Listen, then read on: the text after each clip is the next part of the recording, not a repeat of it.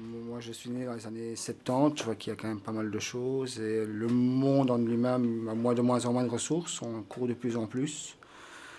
Je vois que les enfants ne peuvent plus aller dehors dans la rue. Enfin, j'ai l'impression qu'il y a pas mal de choses que j'ai eues et qu'aujourd'hui, les enfants de mon frère, par exemple, non plus, ne peuvent plus avoir. On est dans une crise et donc, crise, c'est un moment où il faut prendre une solution. Il faut vraiment faire une solution à long terme.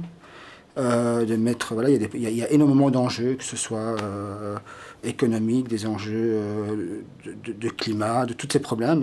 On met ça sur table et que c'est vraiment deviennent des priorités et pas par exemple l'emploi pour l'emploi. Euh, Mettre une économie au service des gens et pas des gens au service d'une économie, par exemple. Et d'un peu inverser les rôles. On est 7 milliards, on sera beaucoup plus.